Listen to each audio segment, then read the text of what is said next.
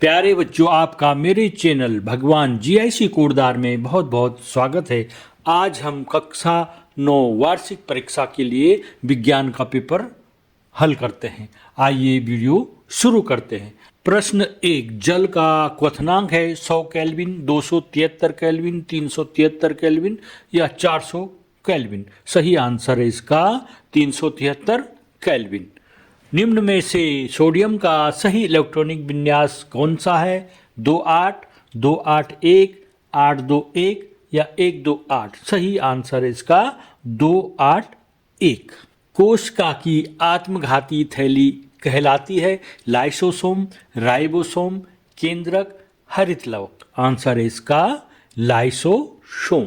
तरल संयोजी ऊतक का उदाहरण है अस्थि, उपास्थि, रुधिर, जाइलम। आंसर है इसका रुधिर। एक अश्वशक्ति बराबर होती है 7.46 वाट, 1000 वाट, 15.8 वाट या 746 वाट। सही आंसर है इसका 746 वाट।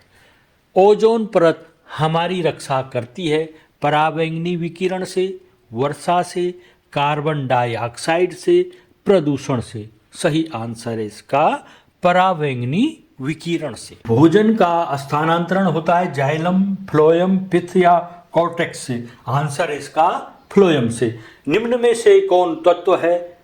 संगमरमर, ग्रेफाइट, पत्थर। इनमें से कोई नहीं। आंसर है इसमें ग्रेफाइट। ग्रेफाइट कार्बन का अपर रूप है, इसलिए वह तत्व है। आर्गन एक है, एक परमाणुक, द्विपरमाणुक, चतुर्परमाणुक, बहुपरमाणुक। आंसर है एक परमाणुक। कोशिका की खोज किसने की? Robert brown, Darwin, Mendel, Robert Hooke. Answer इसका रॉबर्ट हुक। निम्नलिखित में से समांगी और विषमांगी मिश्रण में वर्गीकृत करें। सोडा, पानी, लकड़ी, बर्फ, वायु, मिट्टी, सिरका, छनी हुई चाय। उत्तर समांगी मिश्रण में होंगे सोडा, पानी, बर्फ, वायु, छनी हुई चाय, सिरका। विषमांगी में लकड़ी और मिट्टी। कौन सी पेशीय ऊतक जंतु की इच्छानुसार कार्य करते हैं? उत्तर रेखित पेशी। बंदूक से गोली निकलने पर पीछे की ओर धक्का लगता है, क्यों? बंदूक से गोली छूटने की क्रिया के कारण पीछे की ओर प्रतिक्रिया होती है, इसलिए पीछे की ओर धक्का लगता है, क्रिया प्रतिक्रिया का नियम से। ध्वनि की चाल अधिकतम किसमें होती है? ठोस में ध्वनि की चाल अधिकतम होती है। खरपतवार वाले पौधों के नाम लिखो। खरपतवार वाले पौधों के नाम गोखरू, गाजर घास, मोथा। प्रश्न 7, उस धातु का नाम व संकेत लिखिए जो सामान्य ताप पर द्रव अवस्था में पाई जाती है। धातु का नाम है पारा और संकेत होता है इसका Hg। दाब का SI मात्रक लिखिए। दाब का SI मात्रक पास्कल होता है। नामांकित चित्र पहला है न्यूरॉन का नामांकित चित्र बनाइए। कैसा बनाना है इसमें? यहाँ पर ये चित्र देख लीजिए, इस तरह से आपने इस चित्र को बनाना है। चित्र में नामांकित भाग, ये जो डेंड्राइट है ये न्यूरॉन के सेल बॉडी सोमा से शाखा जैसी एक्सटेंशन है। ये अन्य न्यूरॉनों से संकेत प्राप्त करते हैं और उन्हें सोमा तक पहुंचाते हैं। ये एक्शन है। एक्शन यह न्यूरॉन का एक लंबा पतला प्रक्षिप्त होता है जो विद्युत संकेत सोमा से अन्य न्यूरॉनों या मांसपेशियों तक प्रसारित करता है। न्यूक्लियस सोमा के भीतर स्थित न्यूक्लियस न्यूरॉन की आनुवांशिक सामग्री को इकट्ठा करता है और उसकी गतिविधियों को नियंत्रित करने के लिए जिम्मेदार होता है, जैसे प्रोटीन संश्लेषण। ये स्क्वान सेल है। ये परिधीय तंत्रिका तंत्र में पाए जाने वाले स्क्वान कोशिकाएं एक्सनों के चारों ओर माइलिन शीथ बनाती है। ये तंत्रिका पुनर्जनन का समर्थन करती है और संकेत संचरण में सुधार करती है। उसके बाद ये माइलिन है। माइलिन एक्सनों को कवर करने वाली एक वसा की इंसुलेटिंग परत है जो परिधीय तंत्रिका तंत्र में श्वान कोशिकाओं और केंद्रीय तंत्रिका में ओलिगोडेंड्रोसाइट्स द्वारा उत्पन्न होती है। यह एक्सन के साथ विद्युत आवेगों को तेज करती है। एक्शन टर्मिनल, यहाँ सभी शब्दों का बाकी ये सब ये एक्शन टर्मिनल है, ये नोड ऑफ रेनवियर है, ये सोमा है। इस तरह से आपने ये चित्र बनाना है और इसके बारे में आपने ये समझ लिया है। पत्तियों में पाए जाने वाले रंध्र का नामांकित चित्र बनाना है। स्ट्रक्चर ऑफ स्टोमेटा, यहाँ पर आपने ये लिखना है स्टोमेटल पोर ये है, क्लोरोप्लास्ट ये कहलाते हैं, न्यूक्लियस ये वाला पॉइंट न्यूक्लियस है, यहाँ पर ये साइटोप्लाज्म होता है, इसके अंदर ये वेक्यूल हैं, इसमें खाली स्थान होता है ये, और ये सेल वॉल है। इधर वाला स्टोमेटा ओपन वाला है और इधर क्लोज्ड। पादप में जाइलम ऊतक का क्या कार्य है? पादप में जाइलम ऊतक संवहन का कार्य करता है। प्रश्न 10, 1 वोल्ट विभवांतर के दो बिंदुओं के बीच 1 कूलाम आवेश को ले जाने में कितना कार्य किया जाता है? हल होगा W बराबर Q into V, 1 coulomb into 1 V बराबर 1 जूल। विस्थापन अभिक्रिया का एक उदाहरण दीजिए। Zn प्लस CuSO4 बराबर ZnSO4 प्लस Cu। गाड़ी का ओडोमीटर क्या नापता है? गाड़ी का ओडोमीटर वाहन द्वारा चली गई कुल दूरी को मापता है। गति का प्रथम समीकरण लिखिए।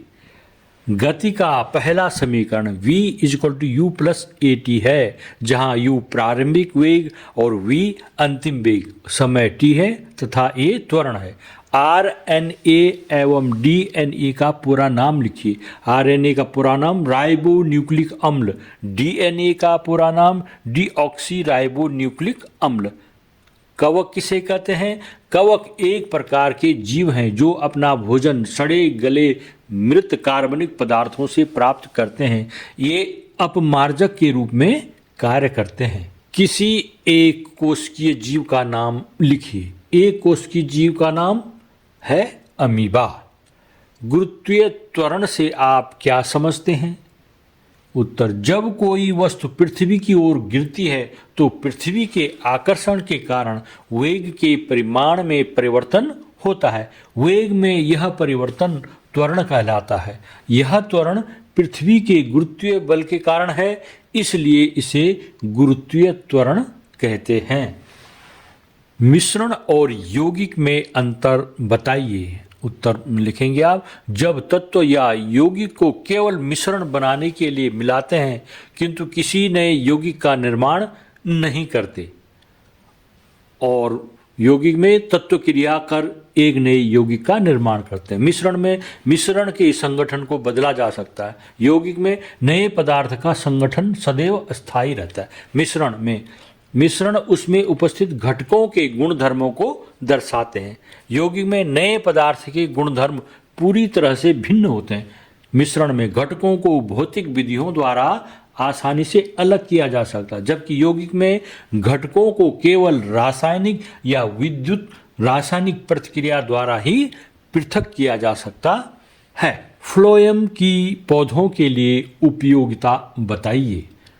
फ्लोएम के कार्य, यह पत्ती से पौधों के विभिन्न भागों में खाद्य पदार्थ का संवहन करता है, यानी कन्वेक्शन करता है। दूसरी बात है, यह पौधों को यांत्रिक सहायता प्रदान करता है। विलियन सॉल्यूशन क्या है? आंसर है, 2 या 2 से अधिक समांगी मिश्रण होमोजीनियस मिक्सचर को विलियन कहा जाता है। मुक्त पतन से आप क्या समझते हैं? हल होगा, मुक्त पतन किसी पिंड की गति है जहां गुरुत्वाकर्षण ही एकमात्र बल है जो उस पर कार्य करता है, उसे मुक्त पतन कहते हैं। लाइसोसोम को आत्मघाती थैली क्यों कहा जाता है? लाइसोसोम कोशिका का अपशिष्ट निपटान वाला तंत्र है। यह कोशिका अंगों के टूटे फूटे भागों को पाचित करके कोशिका को साफ करता है। कोशिकीय उपापचय में व्यवधान के कारण जब कोशिका क्षतिग्रस्त या मृत हो जाती है तो लाइसोसोम फट जाते हैं और एंजाइम अपनी कोशिकाओं को पाचित कर देते हैं। इसलिए लाइसोसोम को कोशिका की आत्मघाती थैली भी कहते हैं। प्रश्न है, 36 किलोमीटर प्रति घंटा की चाल से चल रही कार 1 सेकंड में कितनी दूर जाएगी? यहां पर हमको दे रखा है चाल। सॉल्यूशन होगा इसका, चाल दे रखा हमको 36 किलोमीटर प्रति घंटा और समय दे रखा है 1 सेकंड। समय है 1 सेकंड। हमें ज्ञात करनी है दूरी, कितनी दूर कार जाएगी, कितनी दूरी तय करेगी, वह हमें ज्ञात करना है। चाल बराबर होता है दूरी बटे समय, चाल बराबर दूरी बटे समय सूत्र होता है इसमें। इसको जो किलोमीटर प्रति घंटा को मीटर प्रति सेकंड में बदलना है, किलोमीटर पर आवर, इसको हमने मीटर प्रति सेकंड में बदलना है। तो ये 1 किलोमीटर है, 1 किलोमीटर में 1000 मीटर होते हैं, और घंटे को सेकंड में बदलना है। 1 घंटे में 60 मिनट होते हैं और 1 मिनट में 60 सेकंड होते हैं। तो हमको 60 गुणा के 60 करना है। तो इस तरह से ये सेकंड में आएगा। कैसे? ये शून्य कट जाएगा, इस वाले शून्य से ये शून्य काट देंगे, ये 2 पंजे 10 हो जाएगा, और ये 2 तिया 6। हमारे पास अंश में आएगा 5 और नीचे 6 गुणा 3 6 तिया 18। ये हो जाएगा 5/18 मीटर प्रति सेकंड। अब 36 किलोमीटर प्रति घंटा है, यहाँ पर समय सेकंड में दे रखा है। तो हमने क्या करना है, इस 36 किलोमीटर प्रति घंटे को बदलना है। 36 को हम करेंगे 5/18 से गुणा, तो ये हो जाएगा 18 दूना 36। अब 5 और 2 को गुणा कर दो, 5 दूना 10। ये था किलोमीटर में, और ये मीटर प्रति सेकंड में। इसको बदलेंगे तो ये हो जाएगा 10 मीटर प्रति सेकंड। चाल हो गई मीटर प्रति सेकंड में, कितनी हो गई? 10 मीटर प्रति सेकंड। अब सूत्र होता है चाल बराबर दूरी बटे समय। चाल बराबर होता है दूरी बटे समय। हमें दूरी ज्ञात करनी है। दूरी ज्ञात करने के लिए दूरी बराबर हो जाएगा, इसको पक्षांतर करके इधर ले आएंगे, चाल गुणा गया समय। दूरी ज्ञात करनी है। चाल है इसकी 10 मीटर प्रति सेकंड। चाल है 10 मीटर बटे सेकंड, और यहां पर समय है 1 सेकंड। 1 सेकंड, ये सेकंड से सेकंड कट जाएगा, और 10 को 1 से गुणा करो, 10 से कम 10, और राशि आएगी मीटर में। तो ये 10 मीटर दूरी हो जाएगी, 10 मीटर की दूरी तय करेगी वो। तो इस तरह से इसका आंसर होगा 10 मीटर। आर्किमिडीज का सिद्धांत लिखिए, इसका प्रायोगिक सत्यापन किस प्रकार किया जा सकता है, समझाइए। आर्किमिडीज का सिद्धांत कहता है, जब कोई वस्तु किसी तरल पदार्थ में डुबोई जाती है तो उस वस्तु पर एक ऊपर की ओर बल लगता है। यह बल उस वस्तु द्वारा विस्थापित किए गए तरल पदार्थ के भार के बराबर होता है। इसे हम उत्प्लावन बल, बियॉन्ड फोर्स कहते हैं। प्रायोगिक सत्यापन। सामग्री लेंगे हम, वहाँ पानी से भरी एक बाल्टी लें, एक वस्तु जैसे कि पत्थर या धातु की गेंद लें, एक तराजू लें वजन तोलने के लिए, और एक मापक सिलेंडर मापने के लिए। प्रक्रिया क्या होगी इसमें? पहले वस्तु का भार हवा में मापना है और फिर वजनी तराजू पर नोट करें। फिर वस्तु को पानी से भरी बाल्टी में धीरे धीरे डुबोएं, वजनी तराजू पर वस्तु का नया भार मापें और नोट करें। पानी में डुबोई गई वस्तु का विस्थापित पानी का आयतन मापक सिलेंडर में मापें। विस्थापित पानी के भार की गणना करें। गणना कैसे करेंगे? विस्थापित किए गए पानी का भार बराबर विस्थापित पानी का आयतन गुणा पानी का घनत्व। उत्प्लावन बल, पानी में वस्तु का नया भार बराबर वस्तु का भार हवा में माइनस उत्प्लावन बल।